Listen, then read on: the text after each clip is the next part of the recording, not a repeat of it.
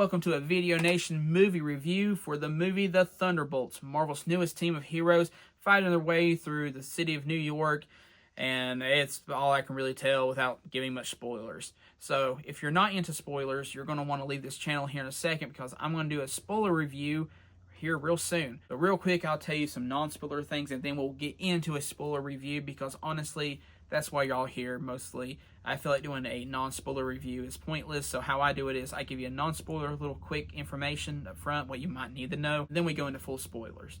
The first thing is this a good movie? Absolutely. Should you go see it? That's always going to be up to you personally. There are some things I would warn you, especially as a Christian. There is a few GDs in this movie. I didn't like that.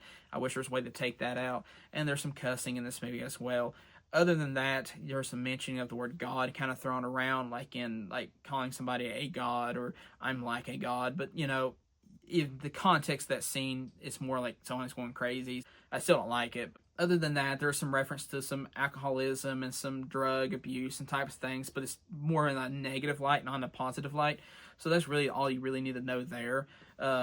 Like I said, if we could take out the GD thing really and maybe through the cussing, the movie would be like perfect to me. If you want to go see it and you can handle those things and you can like block it out of your mind, then yeah, go see it or wait until it comes out and you can get that streaming service where you can take all that stuff out. You can use that Angel Vid thing and take the cussing out. But now getting into the spoiler part of the movie, spoilers in 5, 4, 3, 2, 1, it's the new Avengers. Now, I know Marvel's actually went out and already telling people this, but in case someone go, you spoiled the movie for me.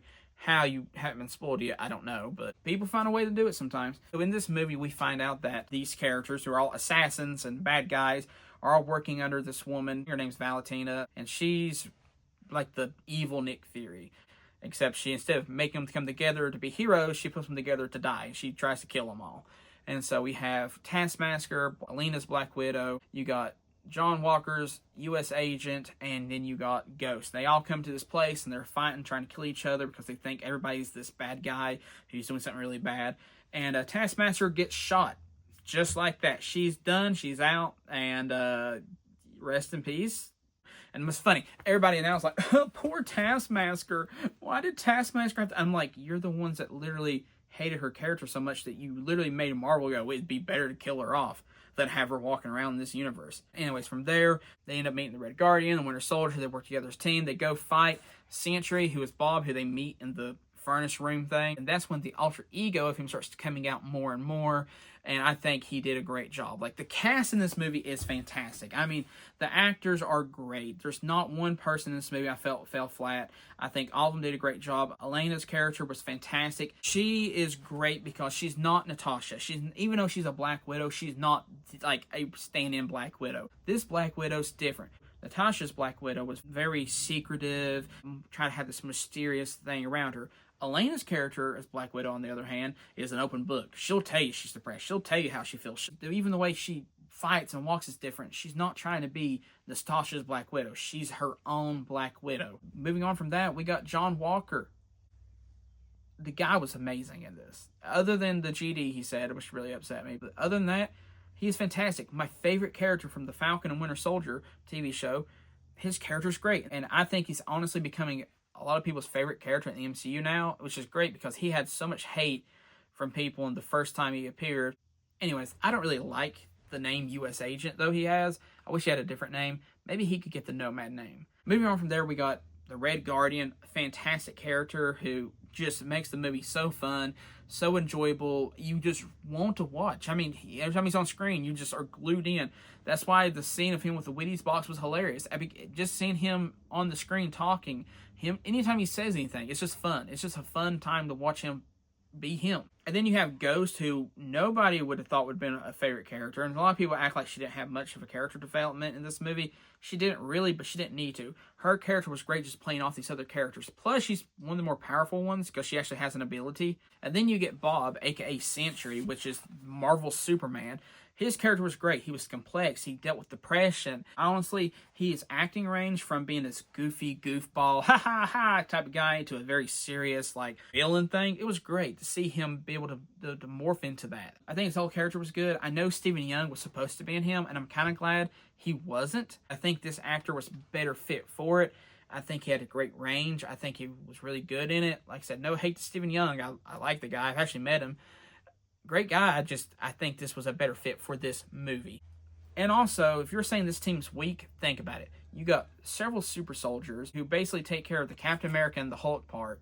You got a Black Widow. You had a Black Widow in the original team. You got Sentry, which is basically Thor, more like All Might. And then you have Ghost, who basically can, her own powers right there. And what, the original team, you only had Iron Man. That was different. You know what I mean? Iron Man was super smart, but as we've seen now, Marvel's made that like a dime a dozen of characters that can do that. Ironheart can do that, so his characters lost a lot of value just based off they made other characters just like him. And also, this team will probably get Songbird, the woman that was on the phone the whole time with Bucky and is the secretary to Valentina. Yeah, she was probably going to become Songbird. Her name's very close to the character in the comics, and she has a Songbird necklace in the movie, plus the power that was those things that were making Ghost powers ineffective.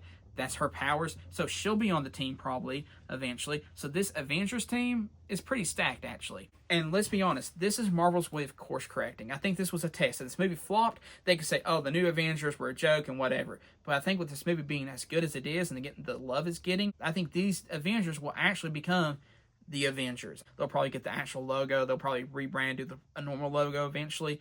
I don't think Sam's Avengers team is going to be the new Avengers, but I think fans really like these characters more. Let's be honest.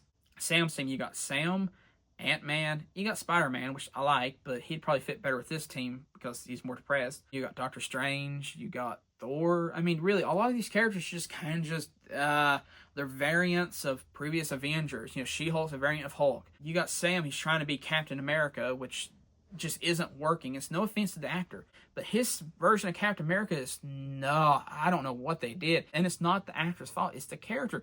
He's written poorly. They do not know how to write Sam Wilson as Captain America. He looks cool, don't get me wrong, he looks good. It's not that he don't look like Captain America, he just doesn't act like a Captain America. Because right now his character is boring. And I hate it for the actor because I know it's not his fault. It's nothing he's done.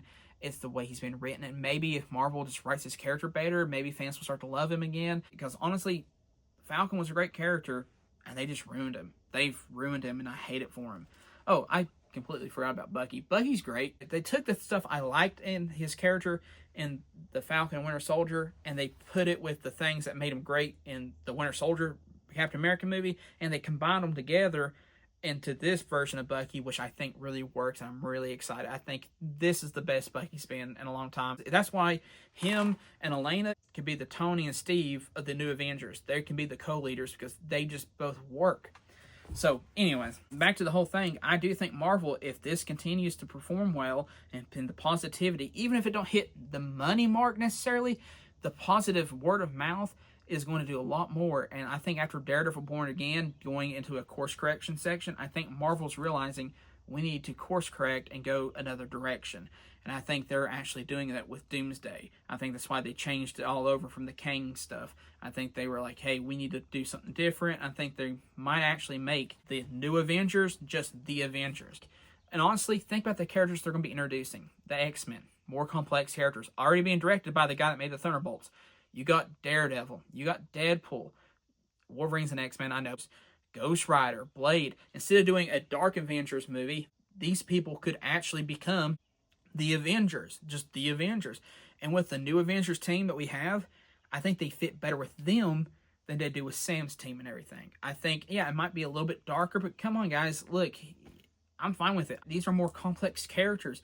The MCU has to do something different. And what I liked about this movie a lot is that they went and they course corrected and they made a character-driven story. It's character-based. It's not just about the CGI and the fighting. The past few Marvel projects and movies, to me, it felt like they put a camera up, they say action, the actors are good in it, but they don't put no effort in it. The directors don't put no... The storytelling, they just give actors like a little bit of script, say, here, do whatever you want. And they... everything feels lost. The story feels lost. It feels like there's not effort. There's money. There's visuals. They put a lot of money into it, but there's not effort. Real effort being put in it. This movie had effort. This movie, there was a lot of effort that went into making it good and making it look good. So that's why this movie's so good in comparison to the other ones, because, well, it's the only one that had effort put into it. And the theme, and I know a lot of people are mad about how this movie ended with them fighting the void and a dream sequence. Some people say it's kind of boring. No, this was the perfect way, because The theme of the whole movie is depression. The theme of the whole movie is fighting depression and fighting the void inside of you. That's why they call it the void. If you've never dealt with depression, you don't understand. There is a void in you when you deal with depression. There's a darkness in you. There's an emptiness in you. And for people who have experienced that, this movie resonates so well with it. Now, maybe you've never been depressed like that before. Maybe you've just mildly dealt with depression a little bit. This movie can still relate to you, can relate to everyone, because everybody at one point in their life has felt a little bit lonely, a little bit abandoned, a little bit depressed. All these characters hit that note. And so I think the only way to fight the void in this movie was to go into the void's mind and be able to defeat the mind, not the body. Because sometimes you have to conquer the mind to control the body. And that's a biblical principle there. You have to be able to control yourself. Your flesh and you is always fighting. We are always fighting ourselves, the sin nature in us. And the best way to do it is fight it in the mind. It's always a mental battle. Your mind, you have to guard it. You got to guard your mind. And so the topic of this movie is a great topic. Depression's a real thing. It's a real issue. It's not some made-up fairy tale thing. It's a real-life issue, and I think this movie hit it perfectly. The best way to fight depression and the void and loneliness is other people. The best way you can fight the feeling of emptiness is being surrounded by people that care about you, that love you, that want to be near you. That's the whole point of this message in the movie is you're not alone. You don't have to be alone. There are other people who care for you. And that them all hugging each other at the end and pulling him off the void in his mind was powerful. And honestly, to me, that is an image that will stick with you forever. This movie will stick with you for a long time. A lot of the imagery in it will stick with you. A lot of the story elements will stick with you. That plus the fact that it's a great movie, and one of the reasons that I enjoy it so much. Yeah, there's some things in it that I would change. The cussing, the GD, and maybe the whole God thing. I changed that out. But other than that, this movie is a pretty solid movie and has a great characters. If Marvel keeps going this way, especially with that post-credit scene, which I enjoyed because it was directed by the Russo brothers, and it seems like they understand these characters. And if these characters do well, I think they really have a chance to stick around for a long time and Elena actually be the leader of the Avengers, not just the new Avengers or Side or Dark Avengers or what. I think it might be the Avengers. And I think these characters are either going to be a part of the Avengers or just be the Avengers. I don't think there's going to be no new Avengers. I think they'll go back to the original logo by the end of Doomsday or the next Marvel Avenger movie or the one after Doomsday. Regardless, when it comes to the recommendation of this movie, Video Nation's decided it's a favorite of the year, Video Nation approved, which is the top rating you can get from this channel. So anyways, if you've seen the Thunderbolts, aka the new Avengers, what did you think about it? Did you like it? Did you think the story was great? Do you think Marvel's going in the right direction? Do you think they went wrong? Do you think there's something else they could do different? Whatever it is, tell me what you think. Like this video, subscribe, and share, and we'll see y'all next time.